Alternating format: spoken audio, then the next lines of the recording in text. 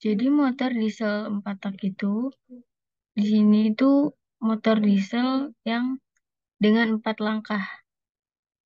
Jadi ini saya Andini Suraningrum dari jurusan Teknik Pertanian Fakultas Pertanian Universitas Lampung dengan NPM 2214071085. Usianya 19 tahun, moto hidupnya, jadilah apa yang kau inginkan tanpa menjelekkan keinginan orang lain.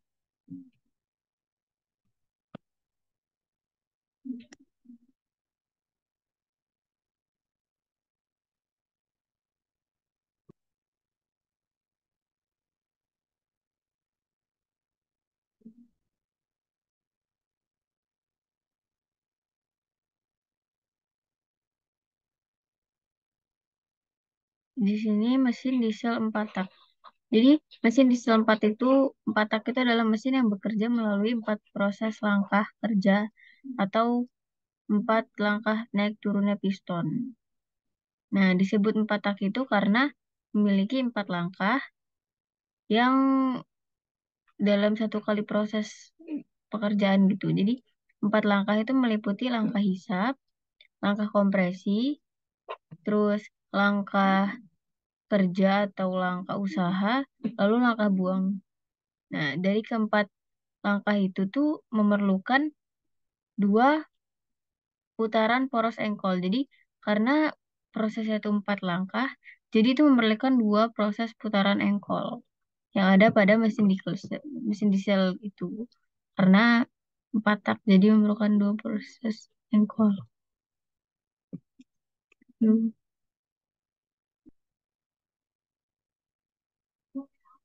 Nah, di sini langkahnya itu yang pertama langkah hisap ya. Jadi, tujuan dari langkah hisap itu adalah untuk agar kabut udara dan bahan bakar itu masuk kepada mesin motor. Jadi, proses pertama itu proses hisap itu yang dihisap adalah bahan bakar dan udara. Nah, prosesnya itu piston tuh akan bergerak dari titik mati atas ke titik mati bawah. Jadi dia akan menghisap bahan bakar dan udara tersebut masuk ke dalam silinder. Nah, kemudian proses penghisap itu klep masuknya itu terbuka dan klep buangnya itu tertutup sehingga bahan bakar yang masuk ke dalam silinder itu akan masuk tanpa terbuang gitu. Karena klep tutupnya itu tertutup seperti itu. Jadi terus kabut dan bahan bakar dan udara itu yang menjadi kabut itu dari mereka itu dicampur terlebih dahulu di dalam karburator. Terus masuk proses isap yang dihisap dari karburator, intake lalu masuk ke dalam silinder. Seperti itu. Terus yang kedua itu proses kompresi. Jadi ketika silinder itu sudah menghisap bahan bakar dan udara, jadi piston itu akan menekan, yaitu proses kompresi. Prosesnya terjadi dari piston itu titik mati bawah. Nah, terus dia akan naik ke titik mati atas. Nah, ini kedua klep tersebut tertutup. Jadi untuk memaksimalkan proses kompresi, sehingga gas yang ada di dalam ruangan silinder itu terkompresi dengan benar dan dengan baik itu pada proses ini. Jadi akan tercampur merata gitu. Akan terjadi butiran-butiran kecil juga. Terus langkah selanjutnya itu langkah kerja. Karena proses kompresi yang tinggi, maka menyebabkan terbakarnya bahan bakar dan udara yang ada dalam proses tersebut. Maka menyebabkan ledakan karena proses kompresi yang tinggi dan ledakan itu, ledakan yang besar itu akan mendorong piston turun dari titik mati atas ke titik mati bawah. Gerakan tersebut itu memerlukan poros engkol yang kemudian diteruskan menerus roda. Jadi, gerakan kerja ini adalah yang menentukan jalannya sebuah motor. Nah, karena proses kerja ini yang menyebabkan poros engkol itu diteruskan menuju roda. Jadi, inilah yang membuat roda itu jalan. Proses ini maksudnya. Nah, terus proses terjadinya ini habis piston itu terlempar dari titik mati atas ke titik mati bawah. Nah, klep ini akan dua-duanya tertutup kan. Nah, menjelang langkah buang itu dia tuh agak sedikit terbuka yang klep klep buangnya. Jadi akan sedikit berbuka karena nanti pada proses pembuangan klep itu akan terbuka gitu. Kemudian yang terakhir tuh langkah buang. Nah, langkah buang ini apa ya? Adalah langkah terakhir dari empat langkah tersebut gitu loh. Karena pada langkah ini tuh klep buang akan terbuka dan klep masuk akan tertutup. Kemudian piston akan naik karena terdorong dari proses yang sebelumnya, proses ini kan proses apa? Proses kerja itu. Nah, dia mendorong karena ke bawah, lalu dia akan naik ke atas lagi untuk melakukan langkah buang tersebut. Melalui pembuangan ini, pembakaran akan didorong keluar oleh piston. Jadi, ini didorong keluar oleh piston. Habis didorong keluar, sisa pembakaran itu akan keluar melalui knalpot. Jadi, mengapa di knalpot itu ada sesuatu yang keluar, itu adalah sisa-sisa proses pembakaran gitu. Jadi, itu sisa-sisa pembakaran yang akan terbuang melalui knalpot. Seperti itu. Nah, di sini adalah gambar kerja mesinnya, proses hisap, proses kompresi, proses pembakaran, dan proses buang. Nah, proses hisap ini klep masuk, ini yang masuk adalah bahan bakar dan udara. Nih, piston pada titik mati atas ke bawah. Nih, anak panahnya kan ke bawah. Nah, dimasuk dan ini klep buang nih tertutup. Engkol memutar dari atas, titik mati atas ke titik mati bawah. Ini engkol memutar, ini hisap, proses hisap. Jadi turun, menghisap, lalu kedua pada proses kompresi. Jadi proses kompresi ini piston dari titik mati bawah berjalan ke titik mati atas, bergerak ke titik mati atas gitu. Ini mengkompresi udara dan bahan bakar ada di sini. Klep dua-duanya tertutup. Nah, engkol memutar ke atas. Nah, terus pada saat sudah terkompresi karena tekanan yang tinggi, maka menghasilkan ledakan. Ledakan yang terjadi sehingga mendorong piston itu dari titik mati atas ke titik mati bawah. Karena proses inilah yang terjadi pembakaran ini adalah proses kerja yang dimana ini akan menggerakkan roda gitu. Jadi pada proses inilah roda itu bergerak. Jadi kita mengetahui itu berjalan apa tidak dengan proses ini. Ini biar terjadinya sangat optimal maka proses ini didukung. Jadi kalau misalnya kompresinya itu gagal atau saking kita terlalu kebut, jadi bisa menggunakan ini besi panas ya, kayak besi panas untuk memanaskan suhu yang ada di sini. Jadi proses peledakannya akan terjadi sempurna itu oleh bantuan besi panas ini. Nah, pada proses ini lalu kita lanjut ke proses buang. Jadi setelah proses pembakaran ini ada proses buang, yaitu sisa hasil pembakaran ini akan dikeluarkan melalui klep buang yang akan menuju pada knalpot. Jadi ini proses pembuangan setelah sisa-sisa hasil pembakaran itu selesai gitu, ada dapat sisa-sisa. Nah, ini kita akan buang melalui knalpot. Nah, proses itu akan terulang terjadi terus secara berulang-ulang siklusnya, dari masuk, udara masuk, dikompresi, kemudian pembakaran atau proses kerja yang akan terjadi pada roda, lalu proses buang. Setelah hasil pembakaran itu akan terbuang.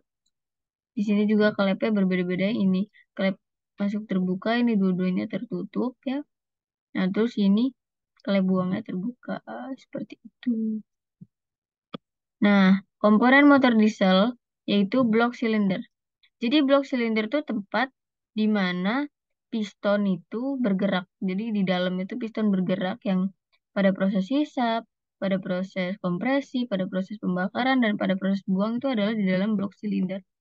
Jadi fungsi utamanya itu meletakkan berbagai komponen mesin lainnya. Jadi pada proses pada blok silinder itu komponen-komponen lainnya itu di dekatnya gitu, tempat awalnya gitu di situ, karena blok silinder juga ini tuh paling besar ya bentuknya. Terus dia itu terbuat dari besi tuang yang tingkat presisi tinggi. Tingkat presisi tinggi itu tingkat pemuaiannya itu tidak terlalu besar.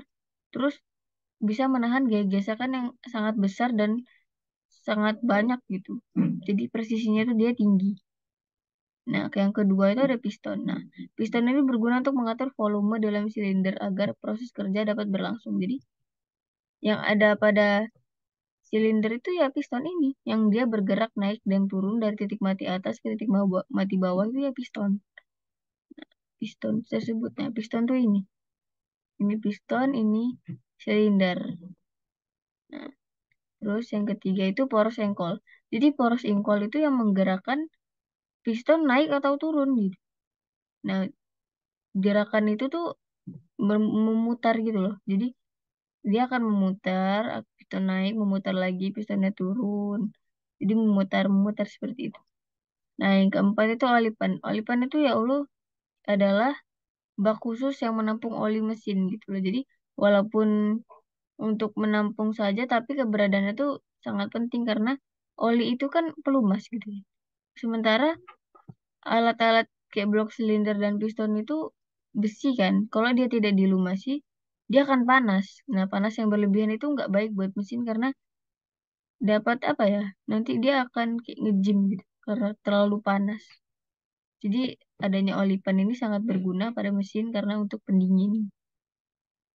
Nah, selanjutnya mekanisme katup. Jadi fungsi utamanya adalah menghubung putaran engkol dan crankshaft pada sudut tertentu, bentuknya berupa rantai. Jadi mekanisme katup ini terhubung oleh poros engkol. Jadi poros engkol itu terhubung. Jadi geraknya poros engkol itu akan menentukan terbuka atau tertutupnya klep gitu.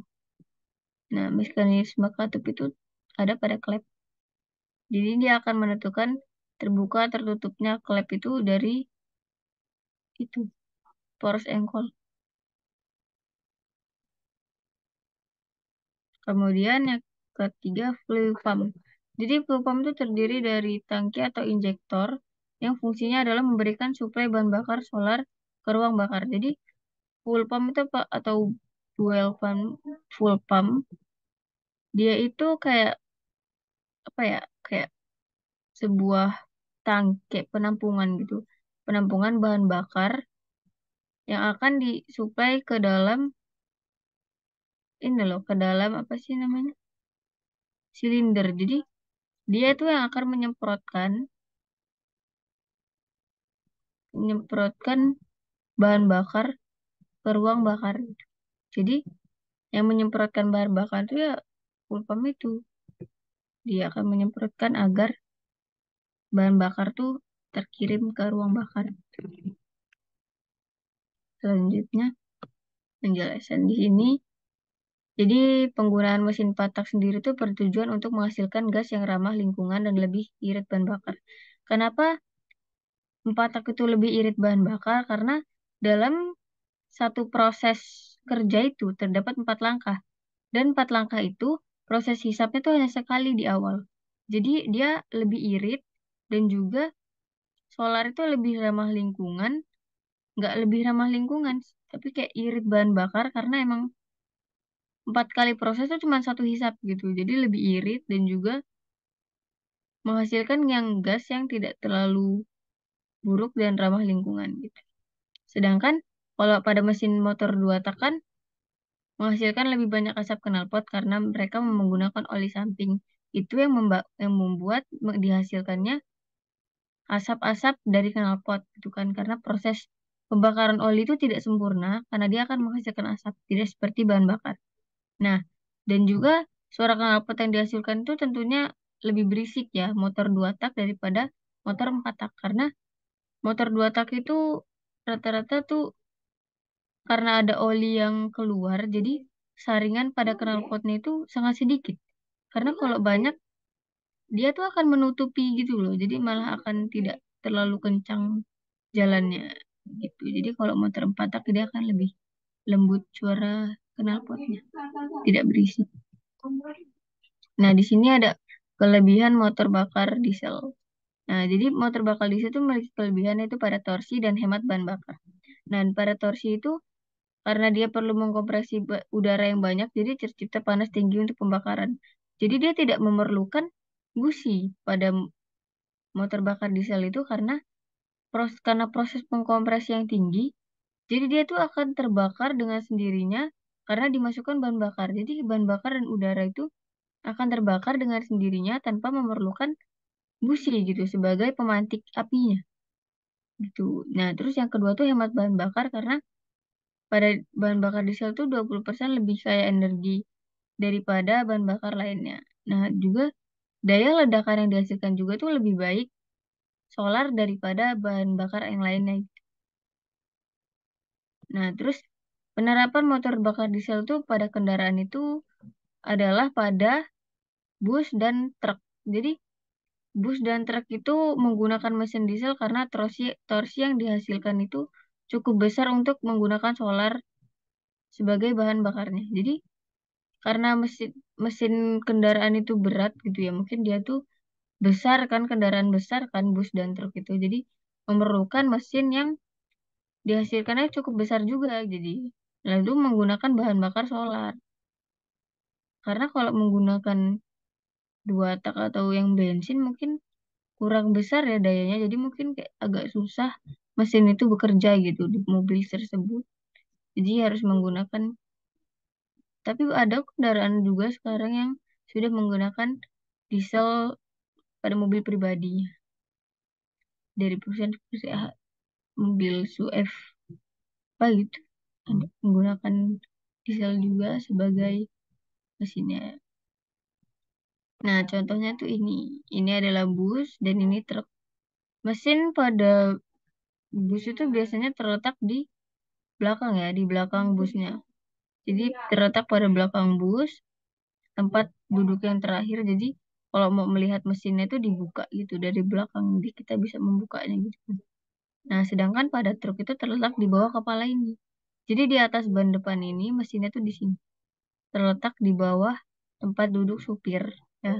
Tempat supir dan penumpang satu ini di bawahnya tuh terletak mesin. Jadi ketika kita ingin melihat mesinnya itu kepalanya itu seperti dimajukan gitu kayak seperti dibuka itu agar mesin di dalamnya itu terlihat seperti itu. Nah, jadi kesimpulannya itu motor bakar 4 tak adalah motor bakar solar yang perlu 4 langkah torak dan 2 kali putaran engkol yang terdiri dari 4 langkah, yaitu langkah hisap, langkah kompresi, langkah kerja, dan langkah buang. Ya, terima kasih presentasi dari dari saya. Jika ada salah kata saya mohon maaf. Kepada Allah saya mohon ampun. Wabillahi taufiq wal hidayah. Wassalamualaikum warahmatullahi wabarakatuh.